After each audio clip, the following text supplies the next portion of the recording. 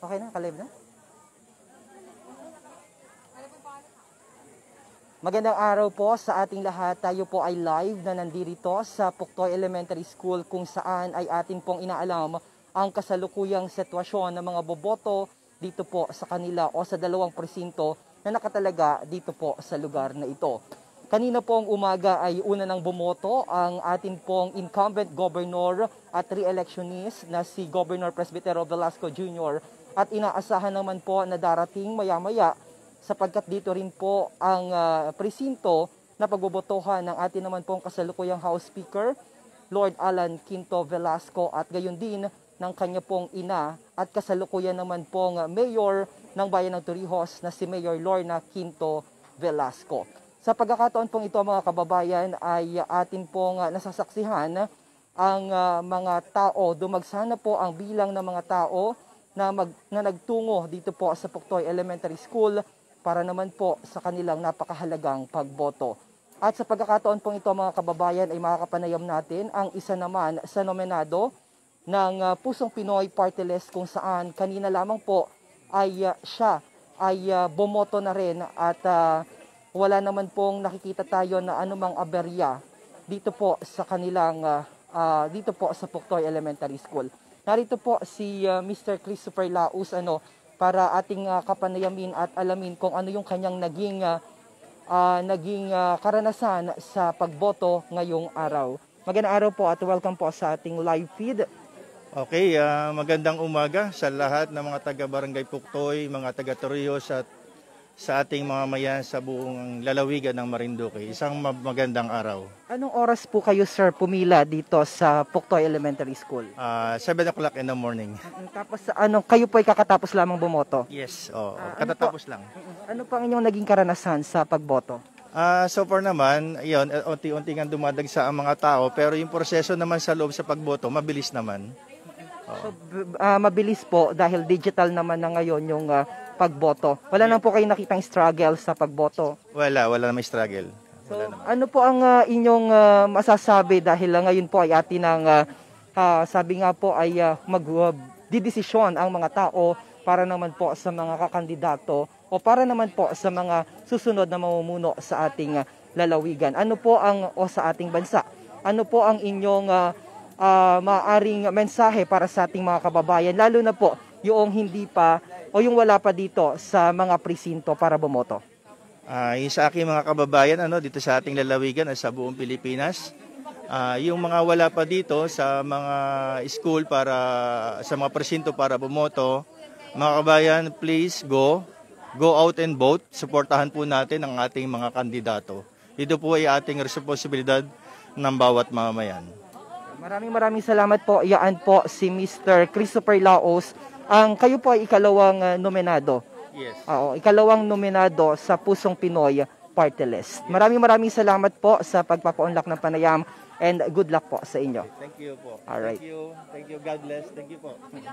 Thank you so much po. Yan po si Mr. Christopher Laos, ang ikalawang nominado sa para naman po sa Pusong Pinoy Party List.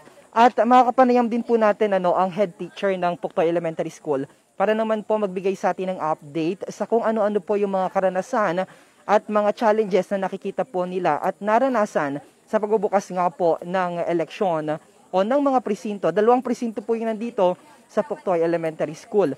Samantala, ipakita muna natin, direct, yung sitwasyon. Dito po, makikita dito sa lugar na ito, dito po nakikita yung mga pangalan ng mga nakarehistro dito sa presintong ito. Nandito po yung list of voters. Dito po nagtutungo yung ibang mga kababayan natin na hindi nakakita o hindi nakita yung kanilang mga pangalan sa precinct finder. Ang kagandahan naman po dito, maalaman nila kung alin pong presinto yung kanilang pagbobotohan dahil dalawa po yung presinto na mayroon po dito. At sa pagkakataon na pong ito mga kababayan ay atin naman pong makakapanayam ang principal o head teacher dito po sa Puktoy Elementary School na si Ma'am Joanne Pilar.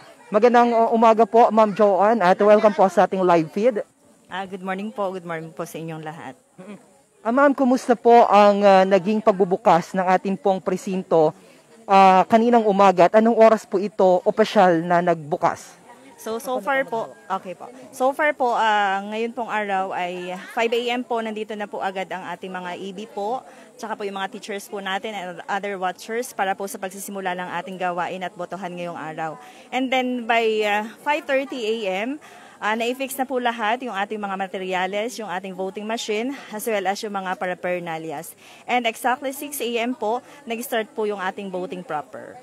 So sa pagbubukas po ng ating formal na pagbubukas ng ating po mga presinto, ano po yung mga naging challenges? Meron po ba kayo nakita o naranasan mga aberya? Bale, kanina pong umaga, siguro around 7 a.m., so nagkaroon na rin po tayo ng problema po agad pagdating po doon sa ating voting machine, sapagkat nagkaroon na po agad tayo ng mga paper jams doon po sa isang presinto. Almost po mga ilang sunod-sunod po yung paper jam po ng ating machine. So, bali, ilang machine po yun? Isa lamang naman po. Bali, dalawa din po yung nagkaroon po ng aberya dun po sa paper jam. Pero nabigyan naman po agad ng kalutasan yun sa pamamagitan po ng ating DESOTEC. And then dun po sa ating instruction po from our election assistant officer, sapagkat ang naging resulta po noon na solusyon ay binubuksan po natin yung pinakang ilalim ng machine para po mailagay ng maayos po yung balota doon sa ballot box. So, bali, dalawa po ang presinto na mayroon dito sa Puktoy Elementary School. Ano pong mga numero nun? So, ang ating pong precinct number dito is 72A, 73B, 73A, 73B, 74A, and 74B. So, marami-rami po pala. So, bali, ilan po ang bilang? Tatlo pong precinct yun, pero doon po sa isang presinto lamang siya naka-involve po. Okay. Tapos, alin pong presinto yung para nakatakda doon sa kasakali man na may magpakita ng St. Thomas ng sakit, for example? Okay po. So kapag nakitaan po natin ng St. Thomas po, yung ating pong mga botante, yun po ay madidetect na po agad natin doon po sa ating entrance po ng ating school. At doon pa lang po ay isolate na po natin yung botante. Pero mga ilang minutes lang po, papababain po natin yung St. Thomas niya or kung ano man po yung nangyayari. And then magkakaroon na rin po ng pagkakataon yung botante natin para po makaboto. Ilan po ba ang inaasahang boboto dito po sa Puktoy Elementary School? So far po, almost 900 plus yung ating pong botante po dito sa barangay ng Puktoy. Okay. At ito po, maliban po doon sa mga nararanasan o doon sa voting counting machine, bali ilan po pala yung voting counting machine na meron po dito sa lugar? Dalawa po yung voting counting machine natin dito sa Puktoy. At kung sakaling magkaroon ng problema, wala po bang buffer na nakaalat para sa kung sakasakali man na kailangan palitan ng isang BCM? Wala po. Yun lang po talaga yung nakaalat dito sa ating barangay. At ano-ano po yung mga gagawin kung sakasakali man na magkaroon ng problema maliban ho dun sa paper jam na na-experience nyo kanina? So, ang instruction lang po sa amin, once na magkaroon nga po dun ng problema dun sa ating voting counting machine, andito naman po yung ating DESOTEC and then yung coordination po natin dun sa ating election officer. Yan. Ma'am, maraming salamat po at siguro napakaganda. Kayo po ba nakaboto na, ma'am? Hindi pa po, maya-maya pa po kasi kasagsagan pa po ng ating mga pagserbisyo po sa publiko. So basically, ma'am, ilan pong mga guro ang tumutulong ngayon para sa ating maganda at maayos na eleksyon 2022? So dito po sa Puktoy, binubuo po tayo ng 6 po yung mga teachers po natin dito and then ako po as DESO and then meron pa rin po tayo dyan mga DESO staff po na nakalaan para po sa ating botohan ngayong 2022. Yan. So maraming salamat po at siguro panghuling mensahe po para sa ating mga kababayan, lalong-lalo na po yung mga wala pa dito sa area dahil medyo dumarami na po, ma'am, ang mga botante na nandito ngayon sa Puktoy Elementary School para naman mapabilang kanilang boto dito po sa ating election 2022. Okay, so ang panawagan po namin, patuloy na panawagan po sa mga nasasakupan po ng aming barangay. So ano lang po, yung disiplina na lang po sa sarili para po sa pagboto sapagkat medyo karamihan nga po ay, lalo po sa atin ngayon ay mga senior po yung mga nakapila and then yung ating regular voters ay pinapakiusapan na lang po namin na pakihabaan po ng pasensya sapagkat lahat naman po ay mabibigyan ng pagkakataon para makaboto para po mai-exercise po natin yung ating karapatan bilang isang Pilipino. Ma'am, gaano po ba tumatagal? Bakit humahaba ho yung pila? Ano po yung nagiging struggle po ng ilan? So ang naging struggle po sir ng ilan ay yung sa proseso po ng mismong pagboto po sapagkat yung iba po ayon sa kanila po yung iba ay first time kaya po nagkakaroon po ng aberya tapos yung iba po minsan po ay nagkakaroon po ng mga rejected ballots kita kaya po medyo nagkakaroon po ng conversation po doon sa ating EB. Ay, yung sa pagboto mismo po nila, ano po bang may advice ninyo para mapabilis po yung pag nandun na sila sa loob? Okay, so ang may advice na lang po namin dun po sa ating mga botante, so ano na lang po, basta po pagdating dito sa ating presinto, alam na po nila lahat yung kanilang iboboto and then pagkaupo po nila doon sa kanilang upuan, ay paki-shade na lang po ng maayos yung ating mga circles doon para po maayos po na ma-fill up pa nila yon and then proceed na po sila doon sa pagsalpak sa ating vote counting machine. Yan, maraming salamat po. Yan po si Ma'am Joanne Pilar, ang principal ng Puktoy Elementary School at patuloy po tayo mag-aantabay. Maraming salamat po sa inyong napakahalagang tulong. Alam po namin na talagang ang agap niyo pong gumising para naman sa ating maayos na pagpapadaloy ng election 2022.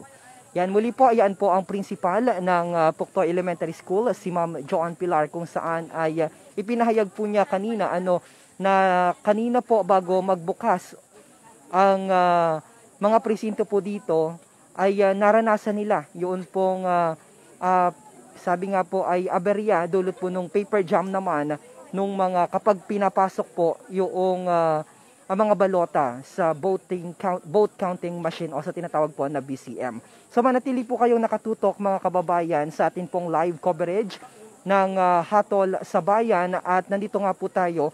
By the way, kanina pong umaga, nauna na pong bumoto ang atin pong kasalukuyang gobernador at re-electionist na si Governor Presbytero Velasco Jr.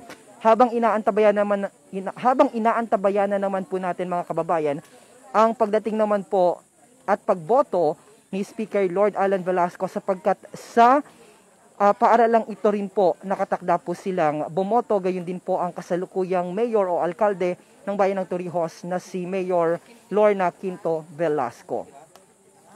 At para po sa live coverage ng atin pong eleksyon 2022, ako po si Romeo Mataak para sa Hatol sa Bayan.